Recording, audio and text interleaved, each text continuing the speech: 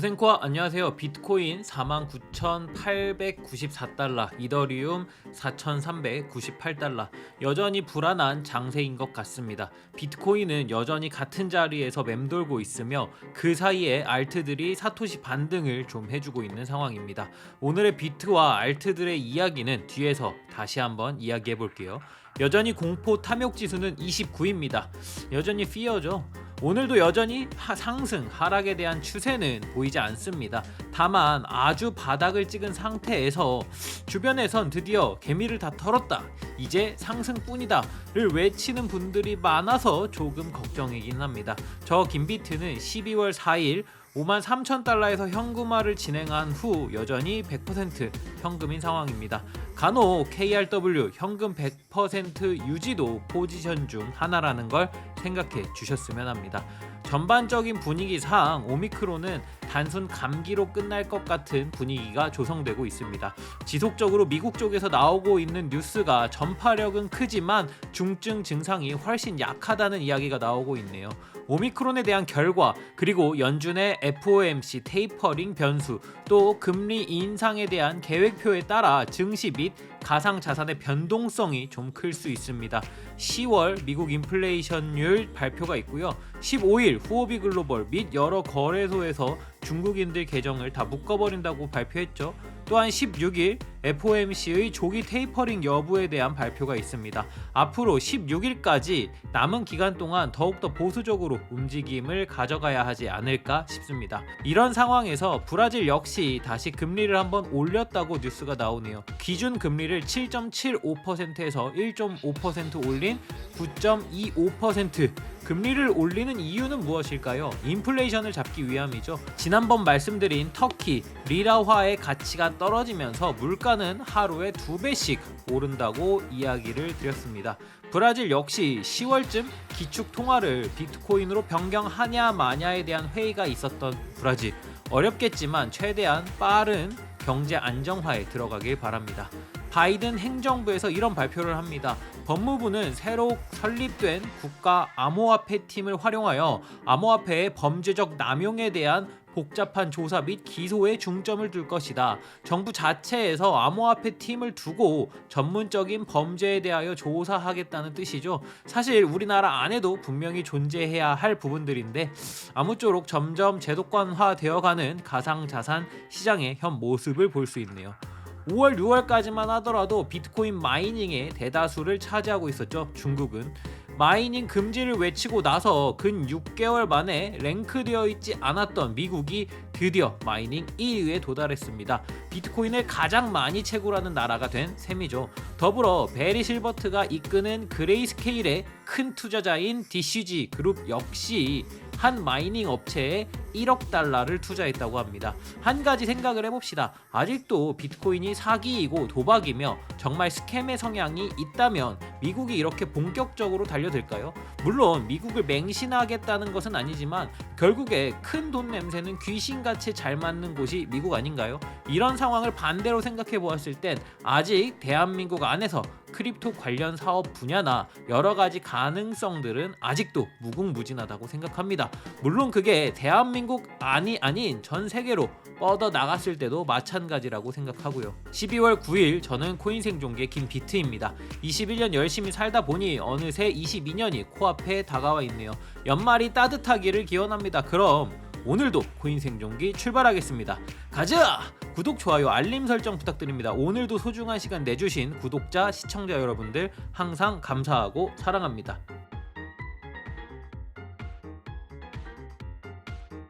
비트코인 1시간 차트입니다. 현재 초록색 단기 상승 채널을 형성하였다고 볼 수 있습니다. 채널의 상단 저항선은 53,480달러이며 하단 지지선은 48,700달러입니다. 최대한 현재 상승 채널을 유지해 주면서 알트장이 한번 와주었으면 좋겠습니다. 비트코인 1일 차트입니다. 일봉상 피보나치를 활용하여 중요 구간을 살펴봅시다. 저번 영상에서 지금의 시장 상황을 17년과 비교한 피보나치를 통해 지난 42,000달러의 저점을 0.5 구간으로 잡고 반등할 시 0.786 구간인 57,500달러까지의 상승 가능성을 이야기했었습니다. 또한 이 구간에서 알트코인들이 무자비한 상승을 하는 알트장의 가능성도 제시를 해드렸고요. 현재 그러한 시장이 진행되기 위해서는 조정 진행 시 최소한 0.618 구간인 48,385달러를 지켜주는 것이 중요해 보입니다. 0.618 구간을 재차 지지하며 1시간 차트에서의 단기 상승 채널의 저항까지 뚫어낸다면 알트코인들에게 그리고 비트코인에게 단기적으로 좋은 시장이 될 것으로 보여집니다. 정리해보자면 오늘 뚫어야 하는 주요 저항선은 53,480달러, 그리고 오늘 지켜줘야 할 주요 지지선은 48,385달러가 되겠습니다. 차트를 보실 때 이 구간을 조금 더 유심히 봐주셨으면 합니다. 비트코인 도미넌스 일주일 차트입니다. 도미넌스를 차트로 해석하는 것이 맞아 떨어질 때가 꽤나 많습니다. 현재 하단 주황색 선은 약 4년간 도미넌스 차트를 지지해주던 강력한 지지선입니다. 하지만 현재 이 부근을 주봉상 살짝 돌파하려고 하고 있으며 아래로 뚫릴 가능성이 높아 보입니다. 그 말은 알트코인이 비트코인의 하락 때 방어력이 더 좋으며 반등 시에는 알트코인이 더 큰 상승을 한다는 뜻으로 받아들이시면 되겠습니다. 왼쪽 17년 12월부터 18년 1월까지의 도미넌스 움직임을 네모박스로 볼 수 있으며 해당 경로를 검은색 화살표로 보여드렸습니다. 현재의 도미넌스도 저때와 비슷한 움직임을 보이고 있으며 도미넌스의 추가 하락이 나올 수도 있다고 생각합니다. 한국 시간으로 어젯밤 12시부터 미국에서 가상자산 분야의 사업체 경영진들을 불러서 청문회를 열었습니다.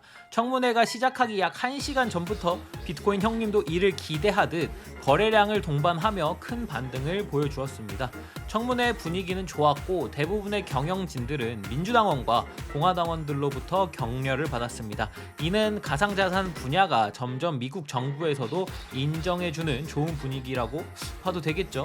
청문회에서 6명의 가상자산 사업을 주도하고 있는 대표들과 경영진들이 나와 업계의 중요성에 대한 이야기와 업계의 요구에 대해 이야기를 했는데요. 여러분과 이 이야기를 공유하면 좋을 것 같아서 요약해드리겠습니다. 서클페이의 최고 경영자인 제랄 레드는 현재 가상자산 시장을 인터넷에 비유하였는데요. 현재 우리는 가치 교환 및 경제 조정 인터넷 진화와 인터넷이 더 진화할 수 있는 결정적인 구간에 도달했다. 국제적으로 가상자산의 유용성과 진행 가능한 혁신은 무궁무진하다라고 말했습니다. 또한 서클사는 달러 기반 스테이블 코인인 USDC를 발행하고 있는데요. 이 스테이블 코인은 현금과 미국 부채로 100% 뒷받침된다는 이야기를 하였습니다. 모두가 스테이블 코인 이거 없어지는 거 아니야? 라고 의구심을 많이 가져서 은행으로 친다면 지불 준비금이 확실히 갖추어져 있다고 이야기한 것으로 보여집니다. 다음에는 성장세가 돋보이는 FTX의 거래소의 수장 솔라나의 아버지, 한국에서는 뽀글이라는 별명으로 불리우는 샘 뱅크먼이죠. 그는 감정적인 이야기로 이 시장의 가능성에 대해 호소하였습니다. 가상자산 산업은 많은 사람들의 삶을 개선할 가능성이 있다. 전 세계로 보면 집에서 내가 사랑하는 사람에게 돈을 송금하는 것이 매우 어렵다. 일반적으로 글로벌 금융 시스템은 하나가 아니기 때문이다 라고 말하였습니다.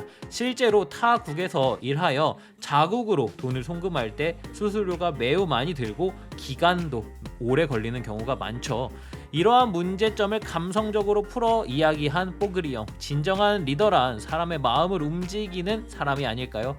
아참, 뽀글이 형은 바이든 선거 캠프 후원자 중 2번째로 많은 후원을 한 사람입니다. 느낌 오시죠? 다음은 비트프리 그룹의 최고 경영자 브리안 브룩스입니다. 그 역시 가상자산을 금융 규제가 필요한 단일 활동으로 취급하는 것은 1990년대의 인터넷을 세금 정책 문제로 취급하는 것과 같다. 하지만 인터넷의 경우 우리는 그렇게 하지 않았다라고 이야기를 합니다.